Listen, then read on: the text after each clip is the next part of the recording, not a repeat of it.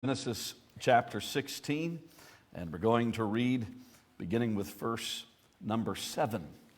Genesis chapter 16, verse number 7. We're breaking in on the middle of a story. And the angel of the Lord found her, that's Hagar, by a fountain of water in the wilderness, by the fountain in the way to Shur.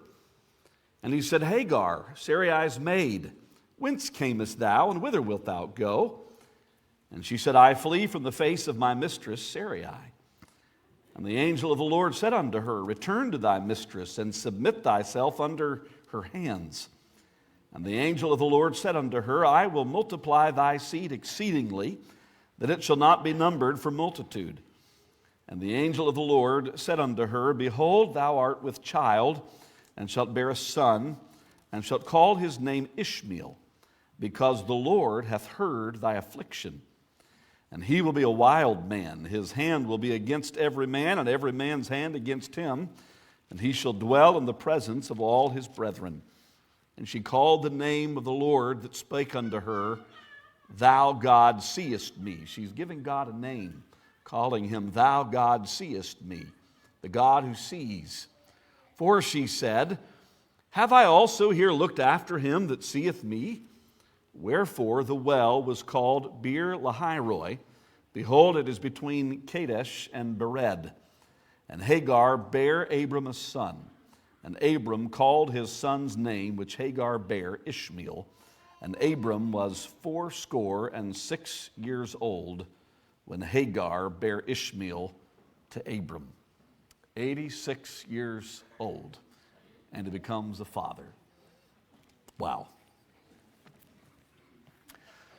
One writer described how many people in our world think of God as being something like a watchmaker who takes all the little screws and gears and he assembles these springs and puts everything together until he's crafted this beautiful work of mechanical timekeeping ingenuity. And with a few tweaks here and a slight adjustment there, the job is done. And so he picks up this timepiece, he examines it, he polishes the crystal face to a beautiful luster, holds it again at arm's length, nods his approval, and then sets the hands and winds the spring and sets the watch on his workbench, puts on his coat, steps outside, walks down the street, and just leaves the watch to operate all by itself. Some people have a mental image of a God who created this world and all that's in it and set everything into motion and then went to take a walk or went to take a nap or went on vacation or went to give his attention to other things. But he left this world and left all of us on our own with no guidance and no help. And kind of like we might look down on an anthill and see all the ants scurrying around here and there. God looks down on us. But he never really steps in to help. He never really steps in to get involved. And I say, what a sad, depressing view of God. Who would want to serve a God like that? I'm glad that I can tell you this morning that the true God of the Bible is one who is infinitely different than this dismal version of a God who is disinterested and disconnected from us. The psalmist said, How precious are thy thoughts unto me, O God!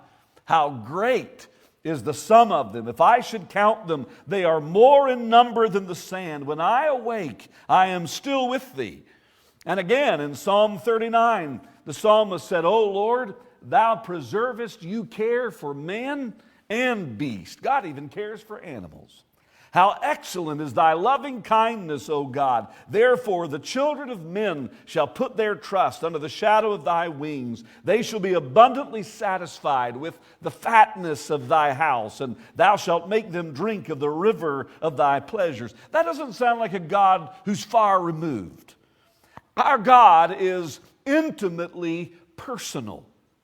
He is deeply interested in the inner workings of your heart and your mind, and He is very interested in the troubles and the trials and the hardships and the difficulties that we face. in life's earthly journey. Do you believe that this morning? And today we've read an Old Testament story that illustrates this wonderful truth about God. Genesis chapter 16, we're introduced to a woman by the name of Hagar. Hagar finds herself in a very unfair, difficult situation.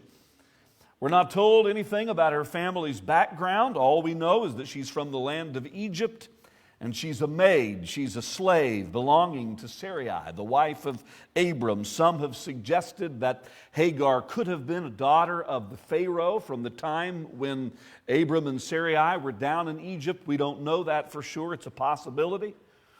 But to understand the story that's here in Genesis 16, we need to remember some things about Abram and Sarai. You remember that God gave Abram a great promise.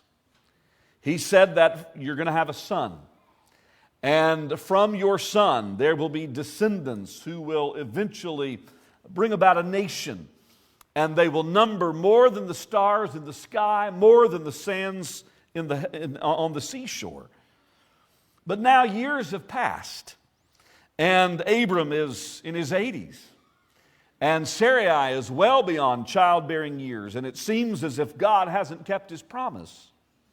And in Sarai's impatience for God to keep His promise, she decides she's going to help God out. Now, how many of you know it's never a good idea to try to help God along? Some of us maybe know from personal experience. Always a big mistake. God doesn't need our help. Sometimes He chooses to use us, but He doesn't need our help to fulfill His promises. And you can read about what He did in Genesis chapter 16. The details sound very strange to our modern ears, but as I understand, this is a common practice in the ancient Near Eastern culture. It could be written into the marriage contract that if the wife could not bear children, she could provide a maid to fulfill that role. It was also common family law in that time. A man could have a child by a secondary wife. Very strange to us, common to them. And so Sarai has not given birth to any children. And she presents Hagar to Abram and says, take her as your wife. And Hagar is in a very unfortunate situation. First of all, she's a woman living in the ancient Near East. Sadly, this made her fairly insignificant in the culture. And not only was she a woman, but she was a slave. Her freedom is greatly limited. She is bound to her master.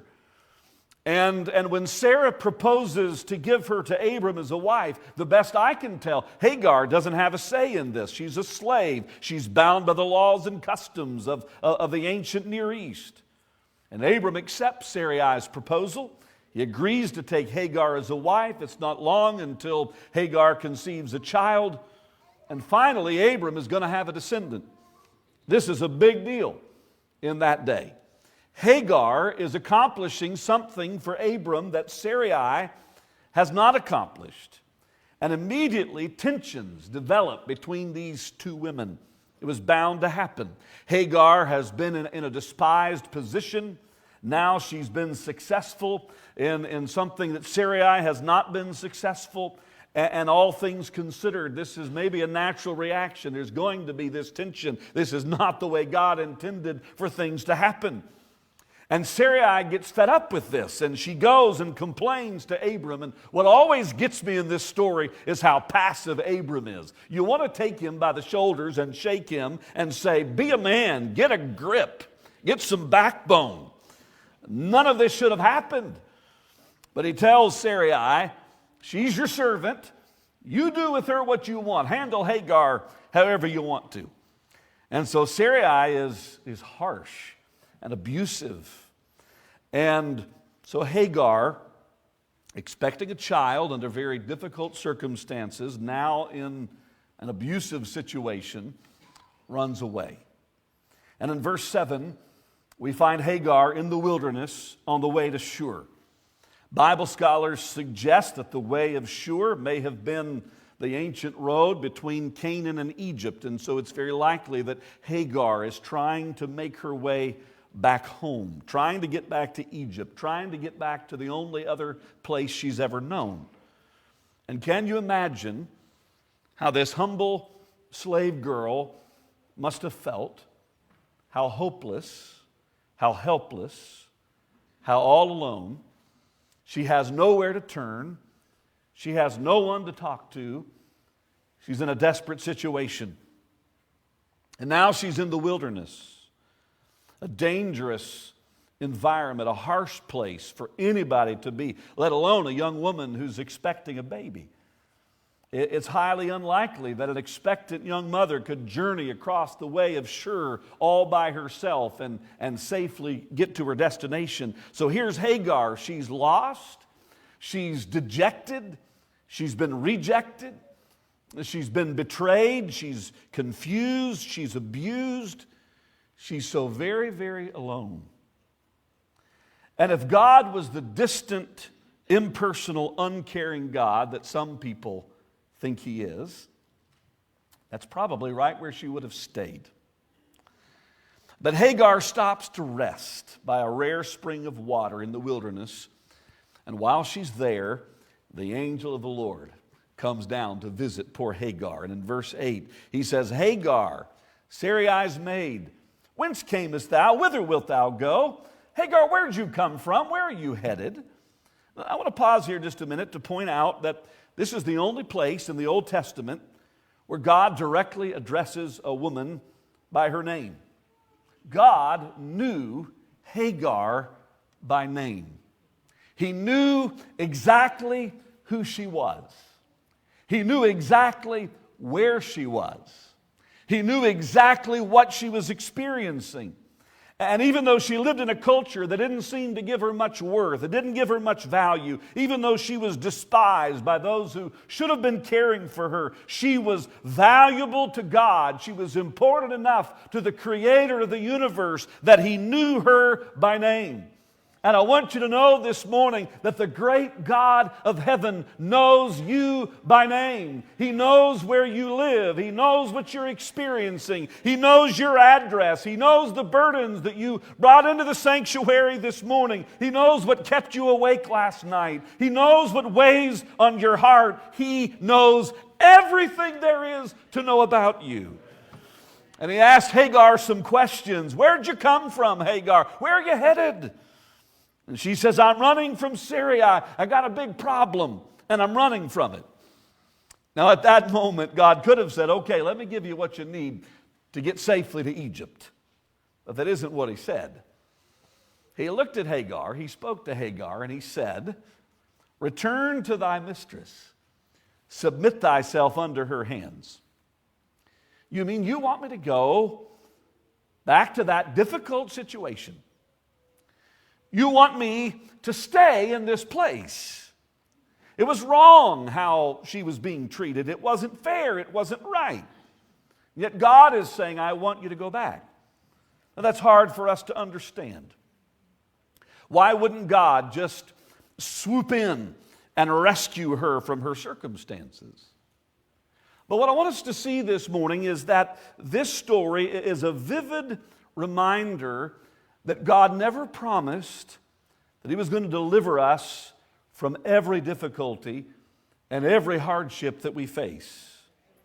And oftentimes in His wisdom that is beyond finding out, His wisdom that we don't always understand, His wisdom that we might never be able to explain, God chooses to lead us through the storm, through the affliction, through the difficulty, rather than around it. We'd like to take the detour, but sometimes He says, I want you to walk through. We like to avoid pain. Does anybody here like pain? Nobody normal does. But sometimes painful circumstances are the only way that God can sand on us and polish us and produce His greatest work in our hearts. Sometimes I hear people use this language, something like, hold on, you're about to reach your breakthrough. Or your miracle is just around the corner. Almost like, hold your ship steady and it won't be long, you're going to have perfect health and you'll have all the money you need and everything's going to be peachy and life's going to be a fairy tale and it's going to be hippity-hop over the top. Hold on, your breakthrough is almost here. But for the child of God, our happily ever after doesn't come until we've reached another world. And while God promises sustaining strength and grace, and He gives us peace, and He gives us joy, and He helps us, He's with us. Sometimes He leads us through the valley, through the hard time, through the difficult circumstances, and He does it for our good and for His glory. Now, what is our good? It's not just our good that suddenly everything's going to be great, but it's that we would be conformed to the image of Jesus Christ. That's the greatest good. And sometimes He allows difficulties to bring about that good. And for Hagar, unfair though it seems from a human perspective, God had planted her right where He wanted her. And so He says, I want you to go back to Sarai and Abram. And then He gives her a great promise. He says, Hagar, you're going to have a son. And I'm going to give you many, many descendants.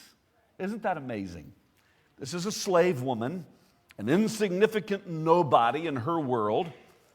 But God says, I'm going to make you the mother of innumerable descendants. He said, I want you to name your son Ishmael. You know what Ishmael means? It means God hears. And I can guarantee you that after the angel of the Lord appeared at the spring on the way to Shur, there was a little Egyptian slave woman who would never forget the day that God heard her cries of affliction. Now, I don't know how much Hagar knew about the one true God. Having come from Egypt, she had likely been raised, surrounded by the pagan worship of her ancestors. No doubt she's been introduced to God through Abram and Sarai, but now in her darkest moment, in her lowest hour, she has a personal encounter with God. And the amazing thing is, He knows her name. He knows the circumstances of her life. He knows her past. He knows her present. Excuse me. He even knows her future. And maybe for the first time in Hagar's life, she feels noticed. She's been seen. She's valued for the human being that she is. And in spite of how significant she is to others, regardless of how little she might have known about God, in this moment she knows that the one true God sees her and values her. And she understands that He cares about her personally.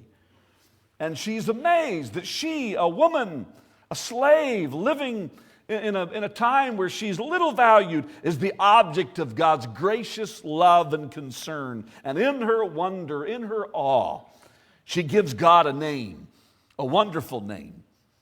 God called her by name, and then she called out His name. In that moment, Hagar called him, Thou God seest me. Meaning, you are a God of seeing. You're a God who sees. She said, I have looked after him that sees me at this spring. I have seen the one who is looking at me. And I'm thankful this morning. I can tell you that though you may be tempted at times to think that no one cares, that no one understands, that God doesn't hear, that God doesn't care, that He's not interested, that He's silent, that He doesn't understand, He doesn't know, we're serving the God who hears, and the God who sees, and the God who understands, and He cares about the tears. He cares about the trials. He cares about the injustice. He cares about the difficulty. Does Jesus care when my heart is pained too deeply for mirth and song? When the burdens press and the cares distress and the way grows weary and long? Oh, yes, He cares. I know He cares. His heart is touched with my grief. When the days are weary and the long nights dreary, I know that my Savior cares. Over and over and over, the Scripture tells us our God sees and He cares. 2 Chronicles 16:9, for the eyes of the Lord run to and fro throughout the whole earth to show Himself strong in behalf of them whose heart is perfect toward Him. Job 28:24, for he looketh to the ends of the earth and seeth under the whole heaven. Psalm 11:4, the Lord is in his holy temple. The Lord's throne is in heaven. His eyes behold, his eyelids try the children of men. Psalm 33:13, the Lord looketh from heaven. He beholdeth all the sons of men. From that place of his habitation he looketh upon all the inhabitants of the earth. Proverbs 5:21, for the ways of man are before the eyes of the Lord. He pondereth all his goings. Proverbs 15:3, the eyes of the Lord are in every place, beholding the evil and the good. Jeremiah 23, can any man hide himself in secret places that I shall not see him, saith the Lord? Do not I fill heaven and earth, saith the Lord? Are you getting the idea? Hebrews 4:13, neither is there any creature that is not manifest in his sight, but all things are naked and open unto the eyes of him with whom we have to do. Psalm 139:1, O Lord, thou hast searched me and known me. Thou knowest my down sitting and my uprising. Thou understandest my thought afar off. Thou compassest my path and my lying down. You're acquainted with all my ways. For there is not a word in my tongue, but lo, O Lord, thou knowest it altogether. Thou hast beset me behind and before, and laid thine hand upon me. Surely such knowledge is too wonderful to me. It is high. I cannot attain unto it. Whither shall I go from thy spirit? Or whither shall I flee from thy presence? If I ascend up to heaven, behold, thou art there. If I make my bed in hell, behold, thou art there. If I take the wings of the morning and dwell in the uttermost part of the sea, even there shall thy hand lead me, and thy right hand shall hold me. If I say, surely the darkness shall cover me, even the night shall be light about me. Yea, the darkness hideth not from thee, but the night shineth as the day. The darkness and the light are both alike to thee. Hagar had some pretty good theology. That little Egyptian slave woman had some pretty good theology when she said, God is the God of seeing. Now, oftentimes when we consider the fact that God sees everything, we focus on the negative aspect of that, and certainly there is a negative truth there. There's not one sinful act of disobedience, not one unkind word spoken, not one ungodly attitude, not one immoral thought, not one carnal motive that God does not see and hear and know. And though you may know how to camouflage it and mask it, and hide it behind a facade, you can fool everybody else, but God sees. He's the God who sees. Nothing is hidden from him. But could I suggest that even being found out could be a grace extended to you from the God who sees everything? For God to see your sin and allow it to be found out this side of eternity is a great opportunity for you to get things cleared up and get ready for heaven. He's a God who sees your sin. He's a God who sees your hurt, a God who sees your pain. The Bible gives us many accounts of people who were in difficult situations and God saw them. There was Leah. She was in an unfortunate situation, married to Jacob through her father Laban's trickery. As a result, she's unloved, she's neglected by her husband who loves his other wife, Rachel, more than he loves her. But the God that sees saw Leah. Genesis 29, and when the Lord saw that Leah was hated, he opened her womb. God comforted her with children. Years down the road, Jacob, the deceiver, had himself been deceived over and over by Laban. And when he's leaving Laban with his wives and his children and his servants and his livestock, Laban comes chasing after him, saying, why are you leaving without so much as saying a goodbye? And Jacob, remembering all of the unfair ways that Laban treated him, said, God hath seen my affliction. God had seen every time that Laban had cheated Jacob and treated him unfairly. In the New Testament, Jesus saw a funeral procession, and there's a widow weeping at the loss of her only son. And Luke records that when the Lord saw her, he had compassion on her, and he ministered to her. God saw Leah. God saw Hagar. God saw Jacob. God saw the widow at Nain. And God sees you. But God says, Hagar, I want you to go back. And I want you to notice, Hagar could have just continued on her way to Egypt. She could have ignored God's instruction. But after Hagar had this encounter with a God who truly saw her and heard her and knew her and showed great love to her, she willingly submitted herself to God's plan. The God who sees us doesn't look at life the same way that we do. One time several years ago, we had the opportunity to fly in a small plane down in North Carolina. We left the little airport in Beaufort, North Carolina, and the pilot took us down over the intercoastal waterway. Beautiful day, would have been an optimal day for the Byler to fly, about 20 miles of visibility, crystal clear. And we flew over the intercoastal waterway, and then he banked around, and we flew over the Harker's Island where we lived, and then we went out to the Outer Banks, and we went over the Cape Lookout Lighthouse. We went over Shark Island. I looked down in that water and saw the massive silhouette of a shark, and I thought, we get in that water sometimes. Beautiful, but it gave a completely different perspective on the whole place. We saw our church and we saw the parsonage where we lived, and everything looked different. Everything looked different. And in a much grander way, the God who sees the full picture, sees what we cannot see, and knows what we're incapable of knowing and understanding. He sees it all. Someone told about watching their family's pet hamster as it feverishly tried to chew its way out of a cage. Anybody here have a pet hamster? That is one pet. I hate to break it to you boys, but we're never having a hamster. Gives me the heebie-jeebies. But this little hamster thought, if I could just get out of my cage, it means freedom. I could be the master of my own fate. The man telling the story, he said, the father said, I could see what the hamster couldn't see. Crouched just outside the cage of the family hamster was the family dog. And if that hamster succeeded in chewing out of his cage, the dog would have pounced on him immediately.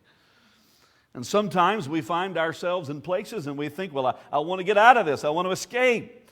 But the God who sees us, sees what we cannot see. And for our good and for our protection, He doesn't always see fit to rescue us from the painful situation. But instead, He says, I have grace to help you endure. And in the midst of enduring, we grow stronger and wiser and nearer to the heart of God. And surely a God who would send His one and only Son to the cross of Calvary for you would have your best interest at heart. I read the story of a bright young married couple, both of them well-educated, driven to make something of themselves. He was an officer in the United States military. They didn't have any children, and she had landed a lucrative position in a successful business, fine, upstanding young couple. But that young wife began to have some severe headaches. They were concerned, and so she went to see a doctor, and after a series of appointments, a long string of tests, the doctor gave her the life-altering news that she had a rapidly developing condition that would cause her to lose her vision very quickly.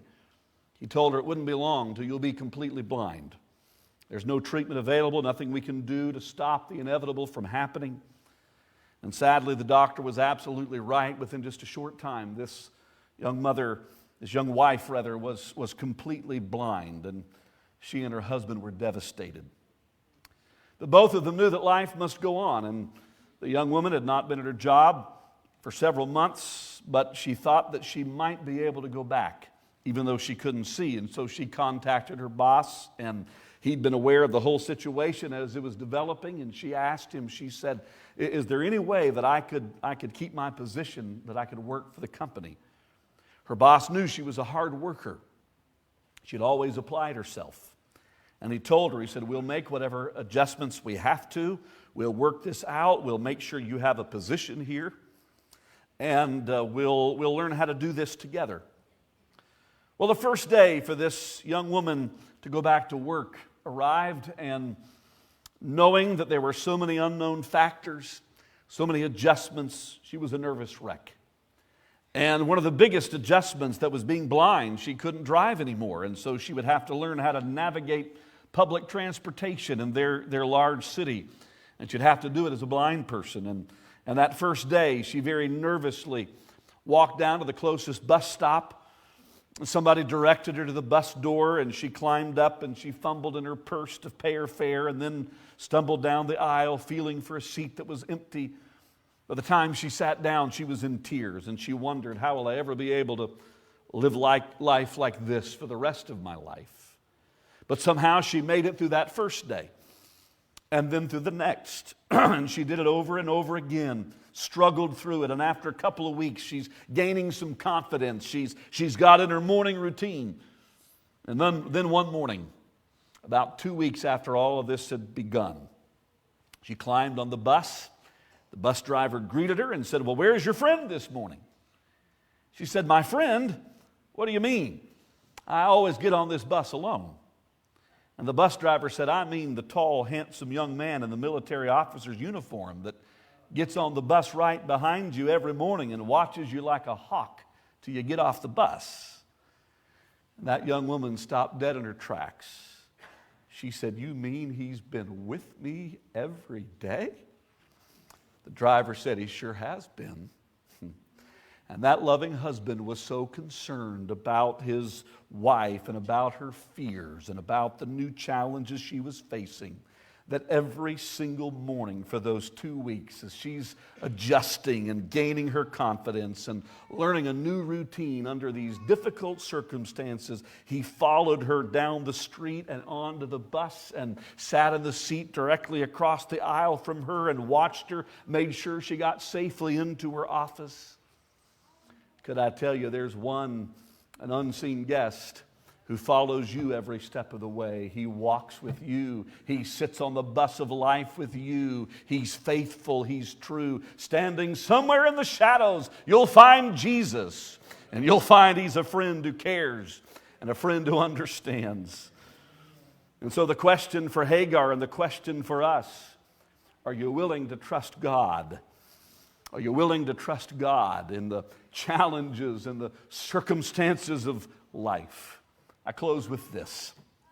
William Sangster told the story of a time in his ministry when there was a little girl in his congregation who was in the hospital, and her mother had been told that the little girl was going to lose her eyesight. The mother was heartbroken, couldn't bear the thought of breaking this news to her daughter, and so she asked her pastor, William Sangster, would you break the news? Would you tell my little girl that she's never going to see again? How do you do something like that? Sangster said the scene of that hospital room was forever etched in his memory. The image of this little girl with her quickly dimming eyes as she turned to him as he walked into the room. He said he tried to engage in small talk, and that didn't seem to work, and worried the whole time that she's going to hear his heart thumping. She was a very perceptive little girl, and maybe because he paused a little too long or because of a tremor in his voice, she suddenly guessed why he was there. And she looked up, and through a sob, that little girl said, I think God's going to take my sight away. And Sangster said that in that moment he remembered a story that he had heard about a missionary in India who lost his little girl to death, and what he had said in his time of grief. Sangster looked at that little girl in her hospital bed, and he called her by name. He said, Jessie, don't let God take your sight away. She said, Preacher, what do you mean? And choking back his own tears, Sangster asked her, he said, do you think that maybe you could learn to pray like this? Father, if for any reason that you know I must lose my sight, I will not let it be taken away from me. I will give it to you. The girl wasn't ready to pray that prayer immediately. But about 3 weeks later, at this point, she's completely blind. And as she held her pastor's hand one day, she said, it wasn't easy, but I want you to know I heard what you said, and I gave my eyesight to the Lord, and when I did, He gave me His peace. And Sangster said that young lady carried the cross of her blindness not grudgingly, not bitterly, but with a heart of cheerfulness. She was sweet to live with. God used her to be a blessing to others. And I want to say to us this morning, whatever pain, whatever struggle, whatever burden, whatever challenge God calls you to face, you can either hold on to what you want and it be taken from you and live in the bitter pain of that, or you can surrender, you can submit to the will of God who does all things well, give it to Him, and in its place He gives joy that is unspeakable, and peace that passes all understanding, and hope that is steadfast and true. I love what Sangster said. He said, when we're overwhelmed with pain or some suffering or trial, in that moment, Jesus comes close to His children and He shows them His wounds. And He reminds us that He's able to comfort the sufferer because He has suffered. He is able to support the one whose faith is wavering and who's tormented with doubt. And one day He will bring us into the presence of the Father. And He'll wipe every tear from our eyes. And we'll be forever with the God who hears us and the God who sees. That's the kind of God that we serve. He's good. Let's sing that chorus together. God is so good. Can we do that? God is so good. Is so good. God is so good. He's so good to me. Let's stand together and sing. He answers prayer. He answers prayer. He answers prayer. He's so good to me, and I love Him so. I love Him so. I love Him so. He's so good to me, and I'll do His will.